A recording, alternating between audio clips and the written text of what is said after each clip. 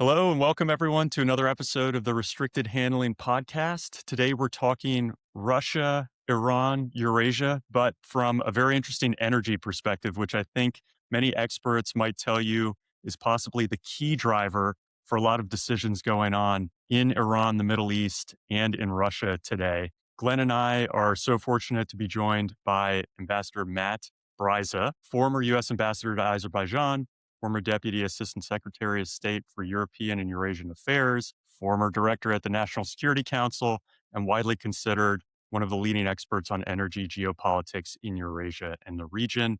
Had a 23-year diplomatic career. He's now a managing director at Straife, Istanbul, sits on multiple boards, and has deep expertise in energy in the region.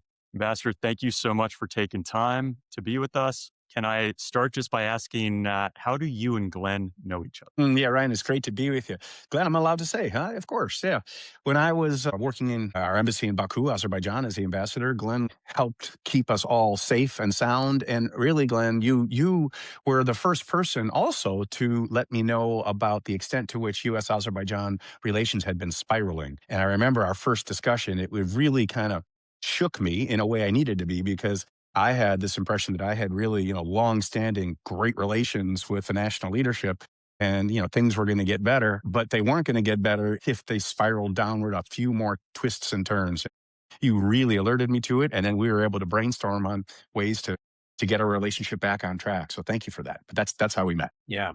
All I can say it was great working for Matt. He was a great ambassador and he was like a rock star. And one of the reasons the spiral stopped is because of the great relationships that you had and that you developed further. So all the people I knew in Azerbaijan that knew you loved you. And those are the people that didn't know you constantly asked me, can you introduce me to Ambassador? So That's so nice. I wish my daughter were listening. She will. Yeah. Thank you, Glenn. Maybe just to kick us off here, and I should say for listeners, I'm going to refer to you as Matt because you have asked me to Please. do so, as difficult Thank you. as it is for me to say. Glenn also gets on my case because I like to call him Chief from our old days, but I'll do my best here. So Well, Matt, respect is a beautiful thing, Ryan. So thank you. there you go.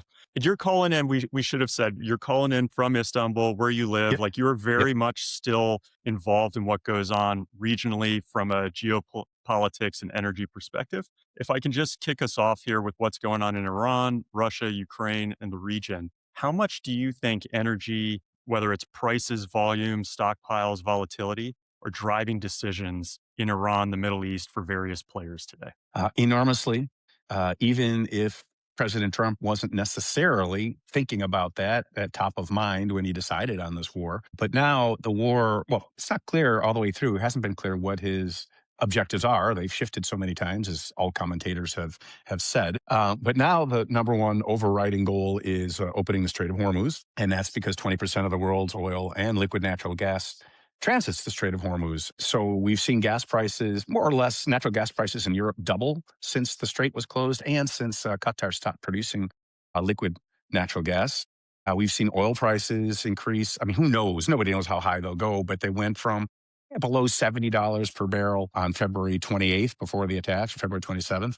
And now they're fluctuating around 110, but I think I know there are a lot of cargoes on the water right now. So oil and gas that got out of the Gulf before the war began. And soon those are all going to be used up. And I think we will see a huge spike in prices. So it's to avoid those big price spikes and shortages, which, by the way, are going to ripple over into air travel. Already, many airlines aren't sending their planes from Europe to Asia because they're worried they can't gas up once they get to Asia. So the effect on the economy, not to mention prices throughout the economy, they're going to be enormous. And so we've just experienced the tip of the iceberg at this point. And so I think this has driven this concern and Trump's concern about the midterms and his own base, not saying we voted for you to fight inflation and not get us into forever wars or stupid wars. They're turning against him as well. So if the Strait of Hormuz is open and then the energy flows can resume, I think President Trump will be much, let's say, calmer. And I say calmer because yesterday he gave Iran 48 hours to reopen the Strait of Hormuz and resume those energy flows, or else he said we'll start bombing power stations, other energy facilities, and other core elements of the energy side of Iran's economy. But starting with, he said, the biggest power station, a nuclear one, which is Bushehr. at Bushehr, that nuclear station. And I mean, what? So that's all energy related. That's driving him now to be making this ultimatum that's going to be very difficult for him to get out of. Then there's huge energy impacts in Ukraine. I mean, in Russia primarily, right? So because oil prices have gone up so much since the Iran war began, it's now estimated that Russia's making, I think it's Rystad, the energy consultancy. Russia is now earning $150 to $200 million more per day on its oil and gas exports per day. Whereas just before the war, they were getting squeezed. They had the lowest energy revenues in years. And now they have a new windfall just because of this war.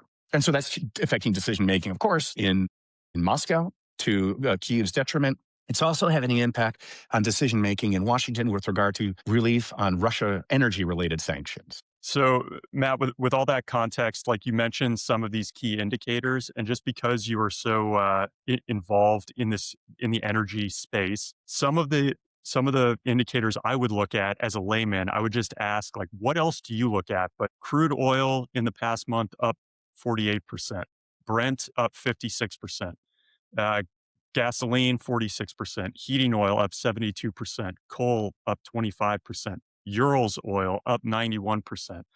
Dow Jones is down. Like, what are some of the other indicators experts really look at? Are there ones that the lay people should be looking at that give us better indications of what's happening? Great. And great point on the Urals blend prices, because most people don't mention that. And that just shows that how Russia is now able to sell its oil at a market price. It was having to sell its oil at about a $50% discount.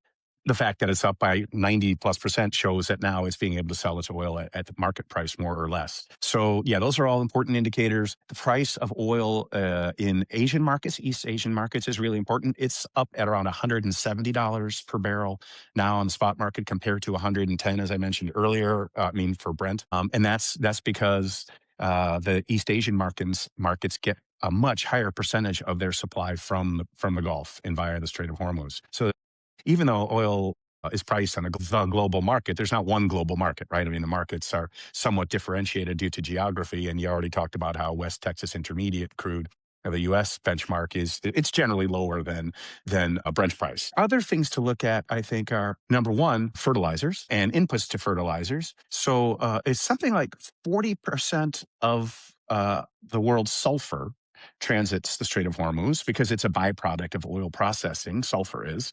And something like 22% of the urea, which is a real key input, it's a fertilizer itself. Sulfur is a fertilizer import as well. And so those spikes in prices, of course, have a direct impact on food costs because farmers aren't going to be able to plant on time or at the same volume. And so this could become an issue for global food security. I mean, think back to the Turkey UN brokered so-called Ukraine grain deal. And the reason that went through largely was because I think Russia didn't want to be blamed for causing famine in Africa, where Ukrainian grain would be shipped, and also Russian ammonia was flowing through there. And that can be involved in this whole equation of fertilizers as well. So those are prices to look at. By the way, sulfur, most people don't realize how useful sulfur is, even though it's a low price commodity usually. Besides for making fertilizer, sulfur is important for manufacturing computer chips, believe it or not, and some of the etching.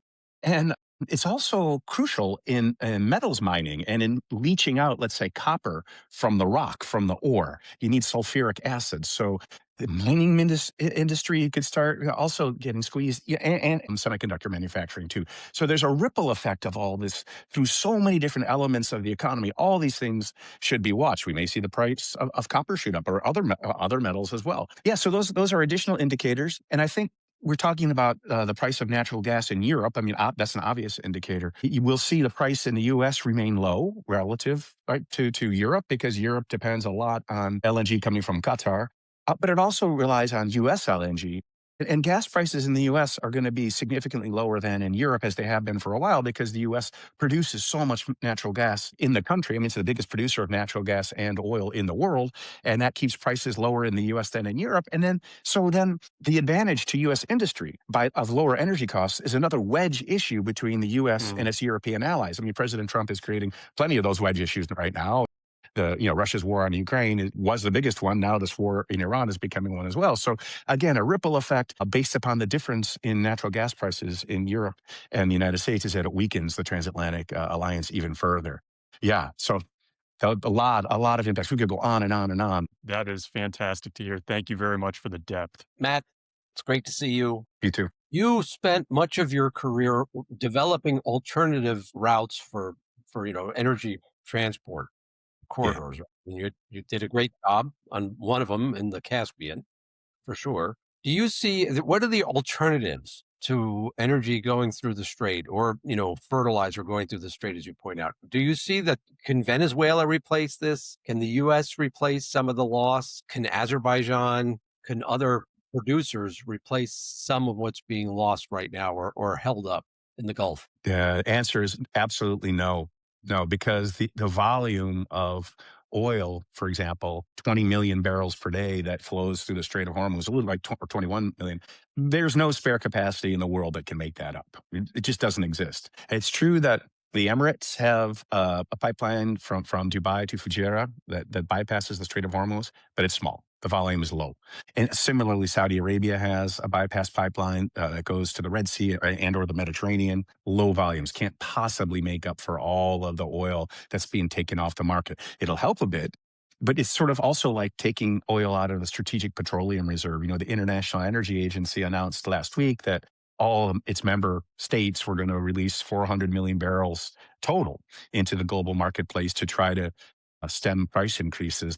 Again, if global demand for oil is around 102, 103 million barrels per day, and 20 million is taken out, over time, the 400 million barrels per day from the IEA is only going to be about 1.5 million barrels per day, maybe 2 million barrels per day. So that doesn't come close to making up the 20 million that are being taken out of supply. So Venezuela, it's, as we know, right, it's needs maybe $100 billion to get back up to its previous production rates. I think it was like 4 million barrels per day. So, and that's going to take years if they ever get there. So, that's the thing about oil investments. It takes such a long time for them to come to fruition. If you know where the stuff is, and in this case, to replace 20 million barrels per day, you'd have to also discover new oil.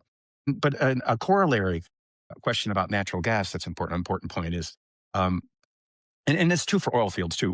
Okay, the Gulf states are having to shut down production, right, because they ran out of storage, and so especially it's Iraq, Kuwait, and Bahrain. When you shut down an oil field or you shut off a liquid natural gas production facility, you damage the reservoirs. So it takes a lot of investment and time to get those production facilities back up on stream. So in the case of liquid natural gas from Qatar, before 17% of its production was blown up by Iran a couple of days ago, just because they had to shut down production because they couldn't get the gas through the Strait of Hormuz. It was predicted if the factory or the liquefaction plant was turned back on immediately, it would take maybe 6 months to get production going again.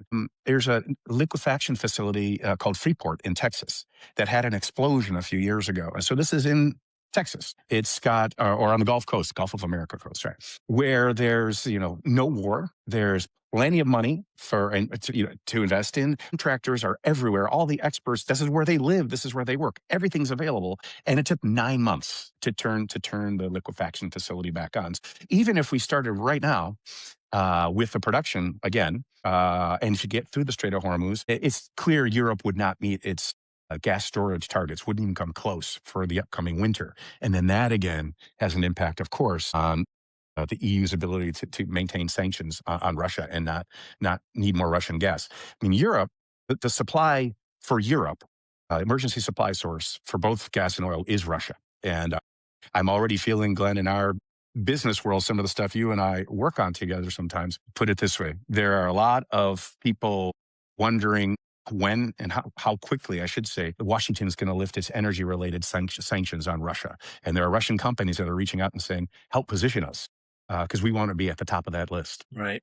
What's so complicated about this, in my view, Matt, is that, and by the way, talking about Trump and our allies, it should be stressed that the Ukrainians, President Zelensky, right away came out in support of taking down this regime, which has been killing Ukrainians from the beginning of the expanded war in Ukraine. And I hope our listeners understand that the Ukrainians, as a leading country in Europe now, in my opinion, the future leader of Europe in many ways, are with us in this. They understand the threat, and yet they're paying a price because when this all happened, they were actually making the progress on the battlefield. The Russians were struggling, and so a month ago we were talking about when I came out of Ukraine how the Russian economy was struggling because of the sanctions and impact of what the Ukrainians were doing to the Russian energy infrastructure. So we'll see how all this comes out, but it'd be terrible to see the Ukrainians lose some of the gains that they've made. And I do want to ask Ryan a question. So opening the strait, we were talking before that now we're moving Apaches and A-10s into the theater. And I read today that we're going to be using the Apaches to go after some of the Iranian IRGC Swift boats that are a threat to, tankers and naval vessels. As an former Apache pilot, and probably the best that what there was in the U.S. Army, what do you think? What would it take to open the strait? I mean, you think it's possible from what you know of the Iranian threat? Well, first of all, as I had mentioned to you, Glenn, when we were off camera, I think anybody I knew who flew Apaches would be dying to be in that theater right now, especially because I read that they're talking about Apaches being used to take out drones. So if you can be the first Apache pilot to have an air-to-air shoot down of something, it would be historic. And I am sure people are clamoring. And I think there's a very real chance one of my very good friends is the battalion commander that's over there right now, Wow. because they were positioned in the Middle East, and I'm assuming they moved people into this theater very quickly and they didn't redeploy someone from the US. Anyway, that and working with A-10s. A-10s are one of the most beautiful aircraft when you see that thing fight. Some of the way they have to engage is they have to invert to get eyes on targets. So they have to, like barrel over, and they're Wow. just really beautiful. And we've always felt like the Apache community has always seen the A-10s as like our brother in the Air Force because of like the weapons loadout, the speed. Anyway, so it's like a very close partnership. And there were a couple times we got to work with A-10s in combat. So, but going after boats would be very interesting. So I would say it would be quite difficult from an Apache standpoint, very doable to take out a boat while moving, but we just didn't train that much over water over the past 25 years. It was very focused on land, mountainous terrain, dust out conditions.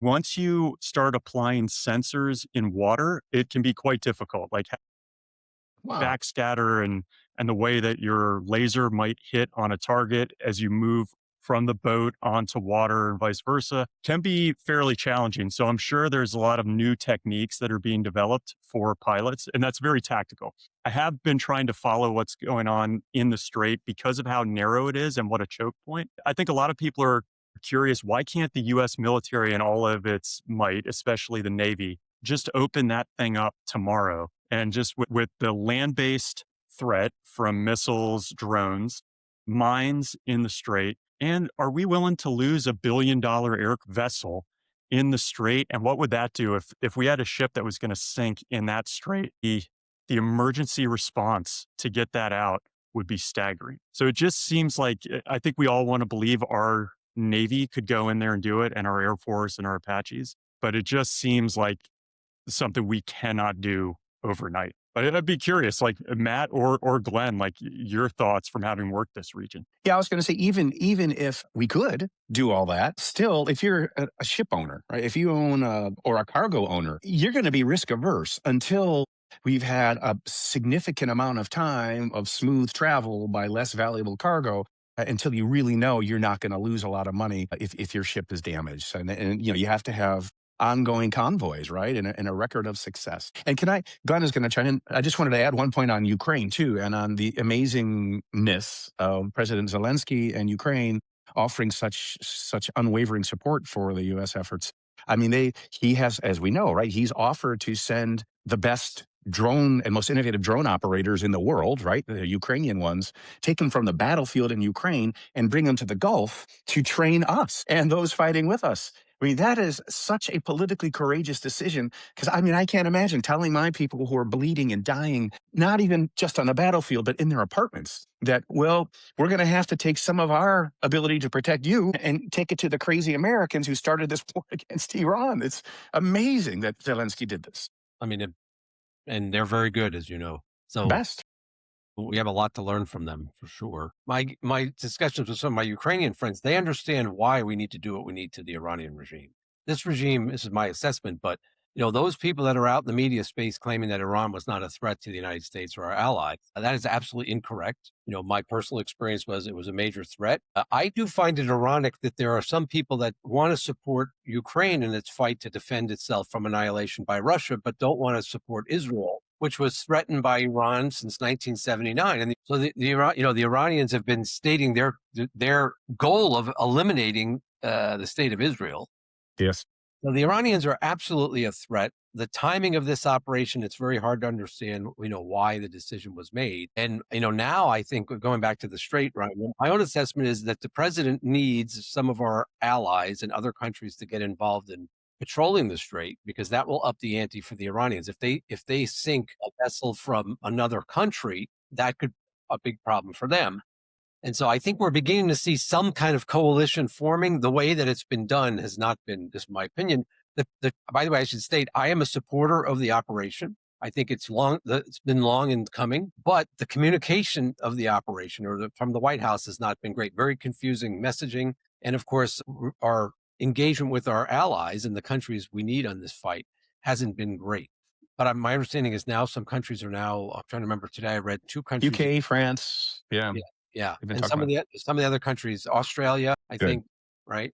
So, I think so. Yeah. And I couldn't agree with you more, Glenn. I mean, I look at the Iran threat and tackling it in a kinetic way or a military way is sort of like, surgery. I mean, you got to have it happen eventually. You just don't want to do it today. You just keep putting it off. It's going to be uncomfortable or maybe dangerous. And finally, okay, we decided now's the time because this is the weakest Iran has been in since whenever, in decades and decades. Air defense had been knocked out, economy in a shambles, national protests, nuclear program, I guess, obliterated. But yeah, I agree. It was absolutely the lack of the communication is, you're being nice. It's terrible. It's contradictory. I don't think there has been a single thought through ordering of priority of goals. They've shifted continuously. And then, yeah, there was just no pre-planning, not to mention notification of our allies. And that's like, so that their initial reaction is, wait, you want our help now? You didn't even tell us about this? You pulled us in and now you want our help? First, they're like, no. And now they're, as you're saying, going like, well, actually, yeah, we do need to help. And that's good. Matt, you were instrumental in the Baku-Tbilisi-Ceyhan, the BTC pipeline implementation. And you mentioned how long it takes for infrastructure and deals like this to happen, right? And Yeah. so I was wondering, just for people who aren't familiar with that pipeline, the BTC pipeline, could you just voice over like what it was, when it happened, and why it was so significant from a strategic positioning? And as you talk about it, I'll have maps up for people as they're listening to this so they can kind of see how we avoided routing some energy through Russia.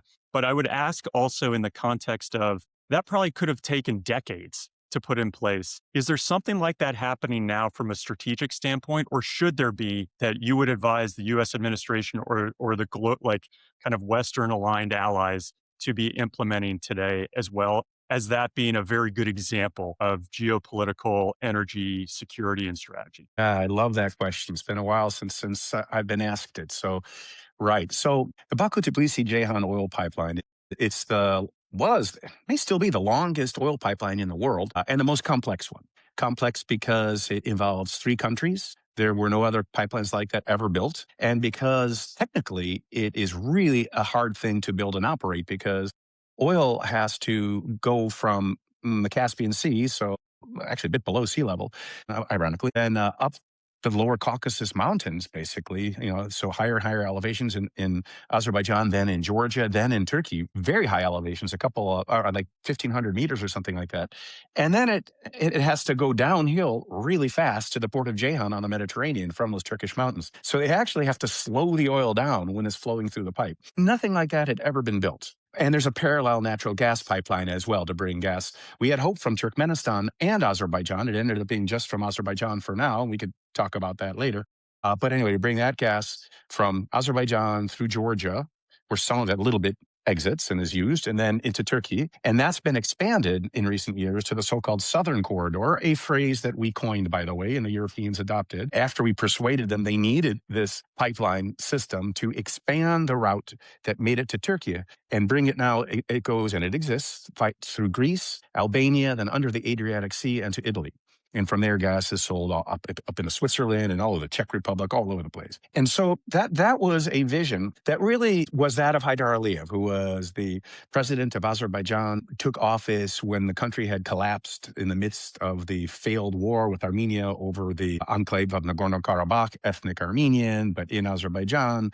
It was set up as a recipe for conflict by Stalin in the 1920s. He wanted to divide and conquer, as he was so apt to do. When Soviet Union had just collapsed and Azerbaijan had its oil gas industries had collapsed too, because they were financed from Moscow. But for the last decade and a half before then, the collapse of the Soviet Union, Russia had focused its oil development in Tyumen, Western Siberia, because they found a lot of oil and gas there that was much easier to extract than it is in the Caspian region. And so the Azerbaijani oil and gas sector had neglected. And Aliyev, even though he was a rough, tough guy and former head of the Azerbaijan KGB, the only member of ever in the Soviet Politburo from Azerbaijan, I mean, he was a very tough leader. But he was a visionary, and he realized the only way Azerbaijan could resurrect its oil and gas industry and thereby earn any revenue at all was to invite in international companies, international investors, international oil and gas companies. And he was so visionary that he realized he needed to balance the consortium of investors among European, American, Iranian, and Russian participants. And so he engineered something he called the contract of the century in 1994 that had, I won't go through all of the participants, but the main ones were BP, Amoco at the time, although they left because BP acquired Amoco. SOCAR, the state oil company of the Azerbaijan Republic, the Turkish oil company, TPAO, Itochu from Japan, and then Lukoil from Russia, and then the national oil company of Iran. And so the third thing he realized, this is Haydar Aliyev still, is to make sure we are independent, we need to have a way to export our most important revenue generating thing, oil and natural gas, free from Russian monopoly, free from the geographic choke point of the Strait of Hormuz as well, and in a way that makes Turkey happy. And the Turkish port of Ceyhan was something Turkey wanted to develop as a strategic asset. It already had an oil pipeline that's restarting now from Iraq to Ceyhan, which is helping, by the way, now as a bypass of the Strait of Hormuz. So the point of this long diatribe is that guy was visionary. And he could not possibly foresee the situation we're in today. And thank goodness that infrastructure exists. As I said earlier, to expand it takes time. You have to invest in getting more oil and gas out of the ground to, increase the flows. But still, it was really the smart thing to do. And by the way, that corridor through which the pipeline flows became one of our major ways that we were bringing in material and personnel and non-lethal stuff to Afghanistan when Operation Enduring Freedom began. Because Haydar Aliyev, he called our ambassador at the time, Ross Wilson, on September 12th, 2001, and said, our country is at your disposal. Air, land, and sea, you can use everything. Our airspace, all of our transportation, logistics, and we're with you till the end. I mean, really powerful. But we had already been working on, the partnership through the oil and gas pipeline. So that pipeline was built. It's operating. It actually needs more oil to put in it because the production in Azerbaijan has as planned, always, it's decreased in the main fields. And so new oil discoveries are needed to fill it. Meanwhile, there's a need for new natural gas production to expand the pipelines to Europe. Europe desperately wants more Azerbaijani gas. It has, in July 2022, so shortly after Russia's second invasion of Ukraine, signed a strategic energy partnership with Azerbaijan, according to which Azerbaijan would double its gas deliveries to Europe. But then the Europeans also were pushing the Green Energy New Deal, and we're saying, well, we're not sure we want to continue consuming natural gas. So you need to know that you're going to be able to sell the gas you produce 20, 25 years from now to finance your upstream investments and your pipeline investments. But if the Europeans want to phase out their consumption of natural gas in, let's say, 10, 15 years, you can't get the investment upstream to produce the natural gas or the oil. And that's what has happened. Azerbaijan's production needs to be increased to expand the gas pipelines to Europe and to expand oil production. And so they're trying to attract that investment, but the EU still has to provide more clarity. On the BTC pipeline, I've often thought of it as a way to bypass Russia, to kind of Hmm. exclude Hmm. them to some degree from this, which I think today, you fast forward 20, 30 years, is probably a strategic benefit for us and Europe in this fight with Russia and Ukraine. So number one, just if I've mischaracterized that, please tell me. And Azerbaijan. I mean, the Azeris, they needed that so they weren't stuck with the Russian monopoly of power. In the last few years, the Azeris have, I mean, President Aliyev, the son of Gaidar Aliyev, has demonstrated a lot of chutzpah, in my opinion, standing up to Putin on multiple issues in a way that he couldn't do if they didn't have an alternative route. And so I'd love to explore that part in great because it's amazing, how Aliyev has stood up to Putin in large part because Russia shot down an Azerbaijani civilian airliner a Christmas ago, and Putin just won't accept Russia's responsibility and won't even apologize, much less pay damages. On the BTC, there were three kind of primary reasons why the U.S. got behind it. One, is to bypass Russia. But two is to bypass the Strait of Hormuz. That was another reason. Actually, there are four reasons. And three was to make sure that that the largest discovery of oil in the world since the North Slope of Alaska up until that time could make its way into global markets without any interruptions through Russian monopolies, again, or the Strait of Hormuz. So that's a market objective. And then four, what Glenn was talking about, the combination of the upstream investment to generate revenue and then the steel in the ground to connect that revenue generating oil and natural gas to the markets was a way for Azerbaijan and secondarily Georgia in a totally tangible, physical way to secure their independence from Russia. Yeah, maybe if we then look at what's going on in Iran, Russia, Ukraine today, would you advise the US administration, the EU, kind of Western aligned countries to be thinking strategically about a similar type of a strategic asset in the next 30 years? Or have we really reached a kind of capacity at what we can do? Oh no, it's unlimited what we can do. It was unusual for a U.S. president to throw U.S. clout and diplomatic strength, such as it was, behind a commercial project. There are a lot of Mhm. people in the United States and elsewhere who say, well, why should governments be helping these big oil companies? They're producing these fuels that are killing the environment and fostering climate change. But my personal take is oil companies and oil and natural gas companies exist to do one thing: produce oil and natural gas. And if there wasn't demand for it, there wouldn't be those companies. But we all demand it. And whenever there's a crisis like this, we're scrambling to figure out how do we get more of it. So, there should be a lot, I think, more international collaboration on getting not just oil and gas, but critical minerals Yeah. into the market and produce. So we see that to give the European Union credit. And by the way, I actually think the EU is an amazing organization. I mean, it can drive you crazy by over-regulating everything, but what they can actually accomplish, what they decide with all their 27 member states, it's phenomenal what they decide and do. So they are making a real push on critical minerals. There's something called the Critical Raw Materials Act that provides all sorts of investment incentives, both tax benefits, but also investment capital to develop new critical minerals mining projects, as well as oil and gas pipeline projects and electricity connections and interconnectors. So the EU has a lot of money set aside. This sounds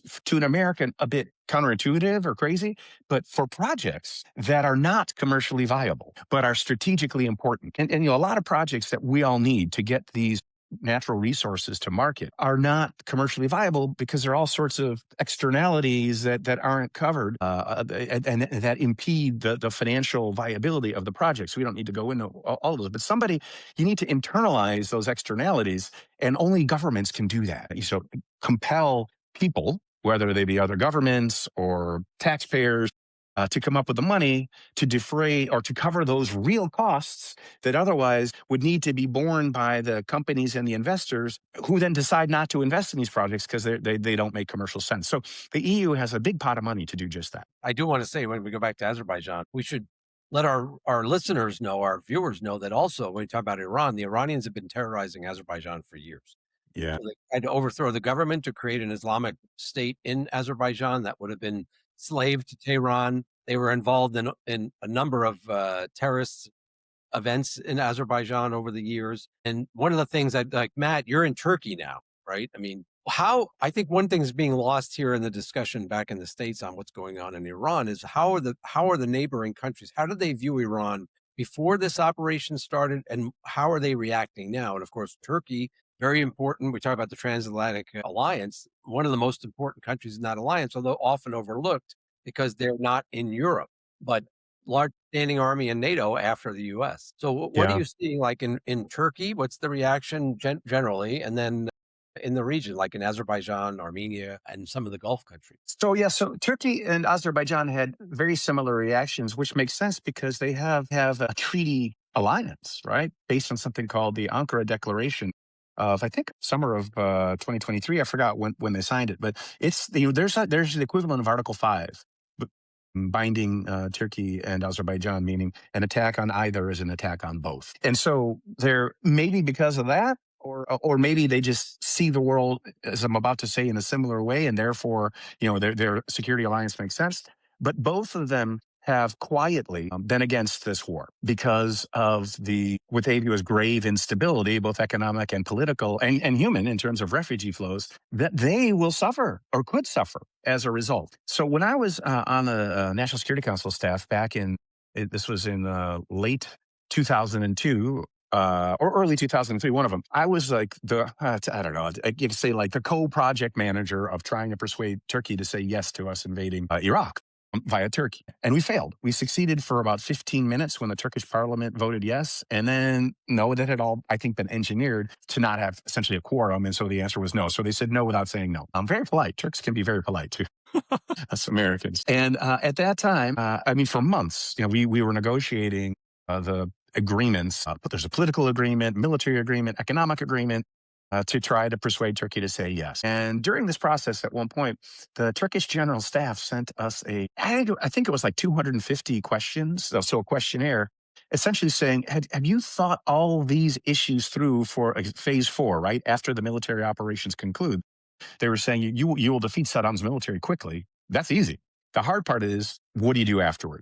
And we had the most banal and callous set of responses. I mean, just reading it pissed me off. It was, just giving them the finger, or the hand. Pretty much for every one of these 250 questions, the U.S. response was, the United States military will prevail against the Iraqi military. We will then set up a provisional government, and that interim government will then lay the foundation for democratic elections via which the people of Iraq will chart their democratic future.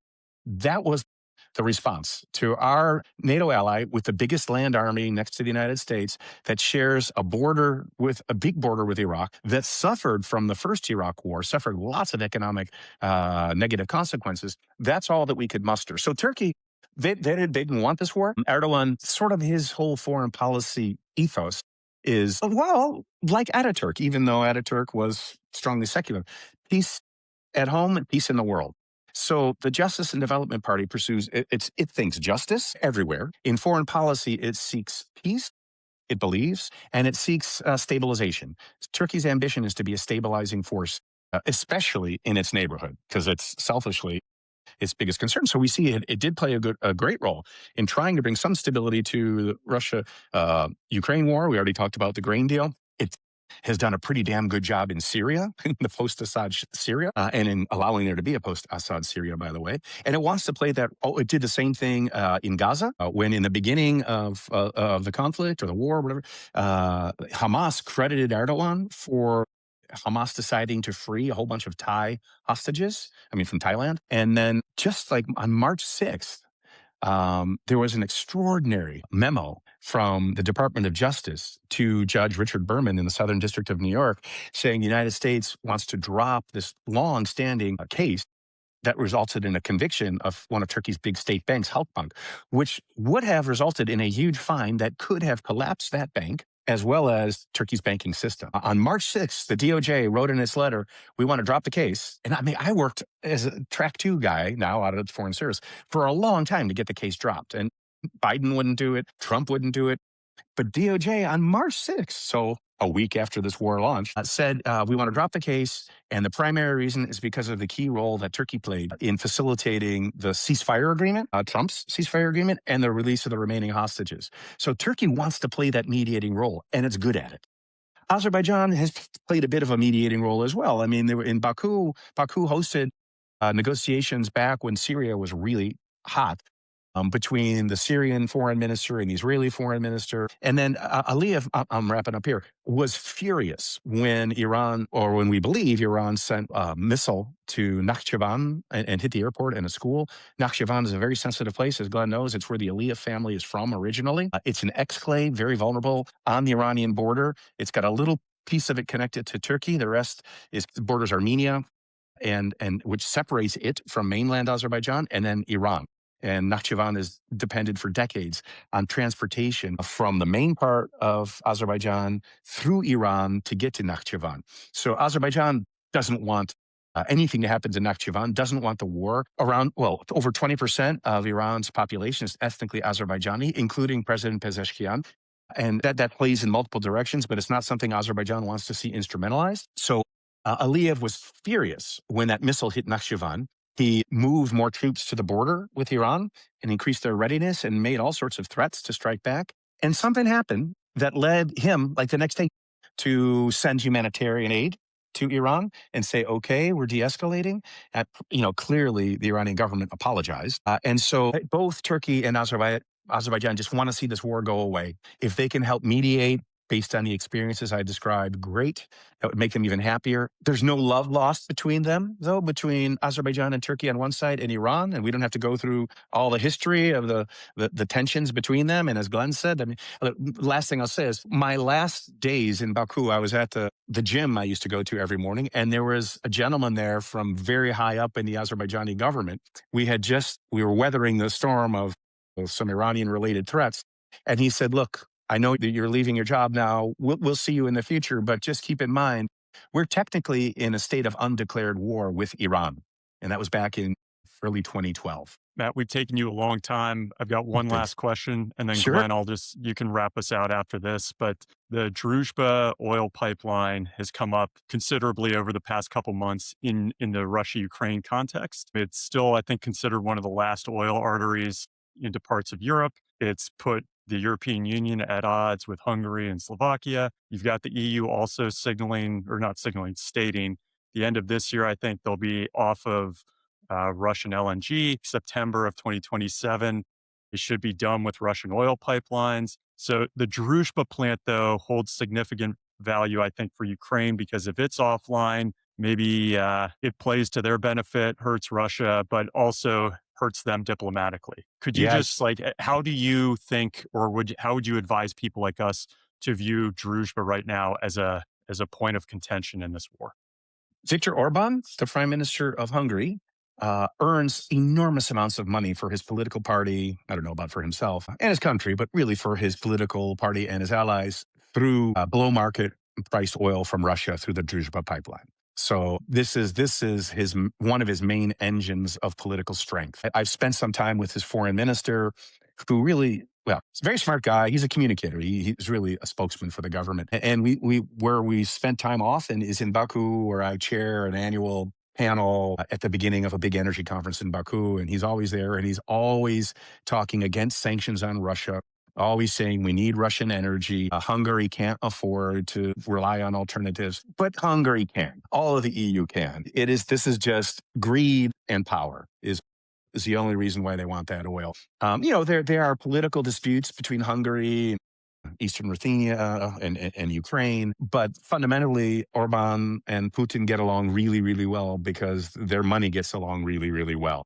And so I totally understand why President Zelensky is finding it impossible for the Druzhba pipeline to be repaired in Russia. That's an old technique that Russia has used throughout all my time in government to put pressure on his post-Soviet neighbors. Oh, the compressor station for the gas pipeline broke down. I know it's the coldest day of the year so far. We're doing our best, but it's going to take some time to get the gas turned back on. So Zelensky is giving Putin a taste of his own medicine.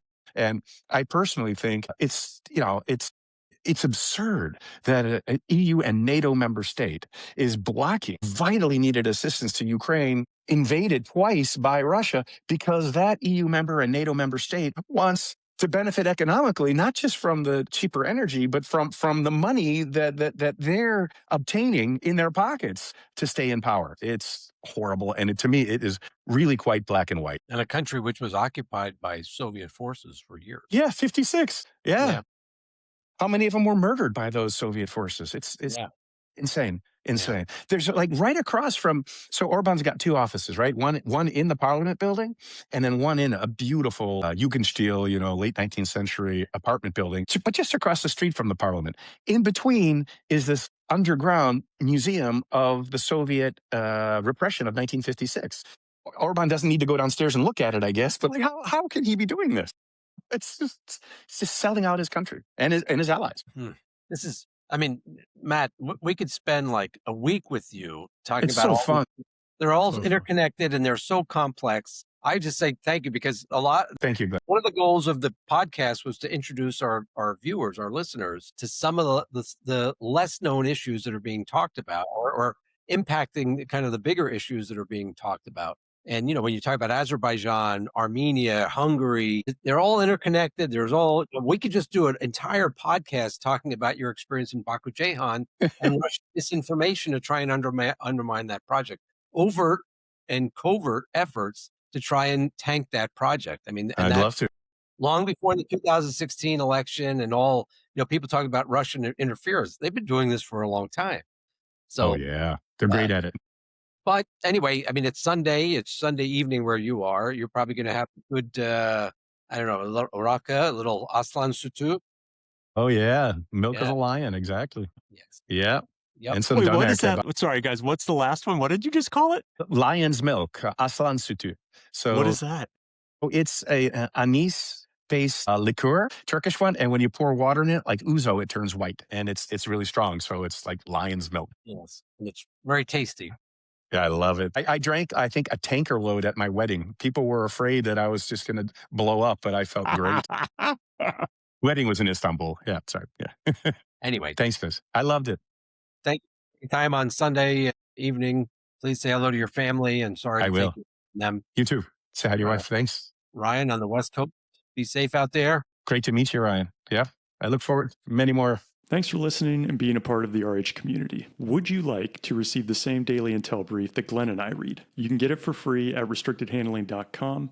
We've curated what we consider to be the most relevant and reputable sources on all things international security, geopolitics, military and intel ops, and economics and sanctions, focused exclusively on Russia, China, Iran, North Korea, and the Middle East, to include accompanying podcasts for Russia, China, economics, and spy stories. Just head to restrictedhandling.com, enter your email, and you'll get the daily briefs that Glenn and I both read, and you can leave comments and questions that we can respond to. Thanks again for listening. Stay safe.